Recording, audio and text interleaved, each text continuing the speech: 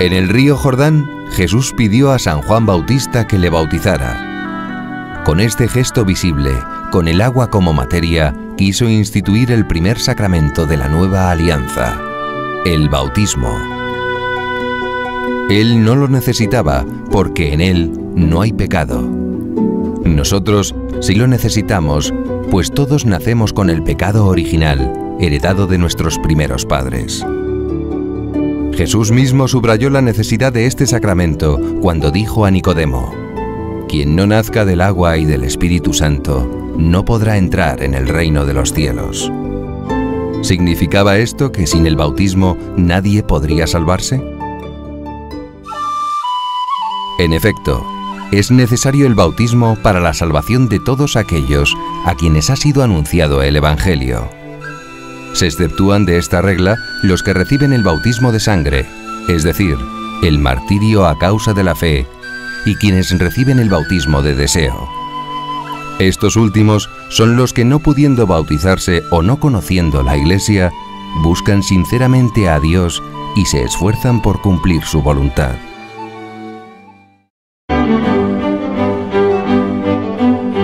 Leemos en el Evangelio que Jesús envió a sus apóstoles a bautizar. «Id pues», les dijo, «enseñad a todas las gentes bautizándolas en el nombre del Padre, y del Hijo, y del Espíritu Santo». ¿Por qué quiso que se bautizaran todos? Porque gracias al bautismo se nos aplican los méritos de su pasión y muerte. Con el bautismo se nos perdona el pecado original y, en el caso de los adultos, todos los pecados personales cometidos antes del bautismo. El bautismo además infunde la gracia santificante que hace del bautizado un hijo de Dios y lo incorpora a Cristo y a su Iglesia. Al mismo tiempo, el bautismo otorga las virtudes teologales, fe, esperanza y caridad, y los dones del Espíritu Santo. El bautizado queda marcado con el sello o carácter indeleble de Cristo.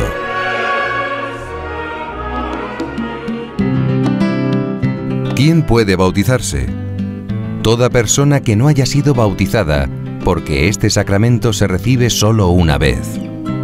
Si es un niño, son sus padres quienes deben manifestar el deseo de bautizarlo. Si es un adulto, la decisión es suya, pero debe recibir una formación previa. En los comienzos del cristianismo, casi todos los bautizados eran adultos, y se instituyó para ellos el catecumenado, un periodo de iniciación para aprender las verdades de la fe. El ministro de este sacramento es la persona que bautiza. Ordinariamente es el sacerdote, o a veces el obispo o el diácono.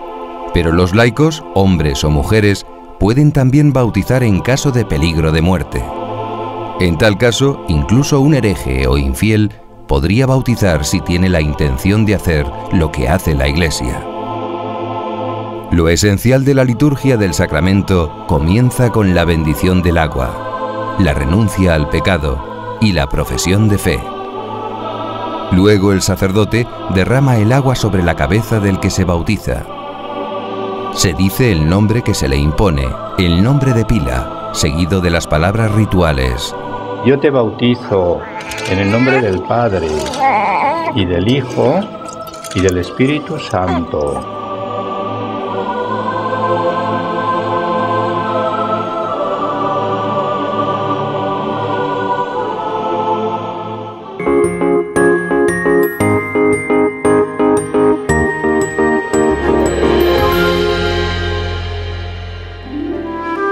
Después de su resurrección, el Señor subió a los cielos el día de la ascensión a la vista de sus discípulos. Pero no quiso dejarlos solos, ni a ellos ni a su Iglesia. Ya antes les había prometido enviarles a la tercera persona de la Santísima Trinidad. Se lo dijo con estas palabras: «Cuando el Espíritu Santo descienda sobre vosotros, recibiréis fuerza para ser mis testigos en Jerusalén, en toda Judea, Samaria y hasta los confines del mundo». Jesús cumplió su promesa el día de Pentecostés. Los apóstoles estaban reunidos en el cenáculo y el Espíritu Santo descendió sobre ellos en forma de lenguas de fuego. Recibieron con su gracia una fuerza especial y fueron así confirmados y fortalecidos en la fe. Después de Pentecostés, los apóstoles comenzaron a bautizar y a administrar el sacramento de la confirmación. Los Hechos de los Apóstoles narran cómo Pedro y Juan fueron a Samaria al saber que allí se habían bautizado algunos, pero que aún no habían sido confirmados. Entonces Pedro y Juan les impusieron las manos y recibieron el Espíritu Santo. La imposición de manos es, pues, desde el tiempo de los apóstoles, el rito usado en la Iglesia para comunicar el don del Espíritu Santo a los bautizados. Para mejor expresar ese gran don del Espíritu, se añadió pronto una unción de aceite perfumado llamado crisma. El aceite es símbolo de vigor y el perfume significa que los cristianos deben difundir con sus buenas obras el aroma de Cristo a lo largo de la vida. Este sacramento tiene varios efectos. Con él se recibe una especial efusión del Espíritu Santo que refuerza la gracia del bautismo. Imprime en el alma un carácter o sello indeleble. Comunica más profundamente la filiación divina y une al confirmado más firmemente a Cristo y a la Iglesia. La confirmación se llama así porque confirma y refuerza la gracia recibida en el bautismo. Otorga, en efecto, una fuerza especial para comportarse como verdadero testigo de Cristo en el mundo, especialmente cuando ser cristiano comporta contradicciones. Los últimos papas han animado a los jóvenes católicos a ser fieles a Cristo sin ceder a las tentaciones del hedonismo y de las costumbres que degradan al hombre. La gracia del Espíritu Santo ayuda a los confirmados a vivir mejor la vocación a la santidad recibida en el bautismo. Es una llamada a responder al amor de Dios con generosidad, incluso hasta dar la vida por la fe. Ser mártir, en efecto, significa ser testigo. También en nuestro tiempo vivir la fe puede requerir heroísmo, pero la mayoría de las veces, los cristianos estamos llamados a dar testimonio de nuestra fe en la vida ordinaria, en la familia, en la escuela, en la amistad, el deporte o la ayuda a los necesitados. La confirmación es un sacramento de vivos. Esto quiere decir que debe recibirse en gracia de Dios, acudiendo, si es necesario, a la confesión.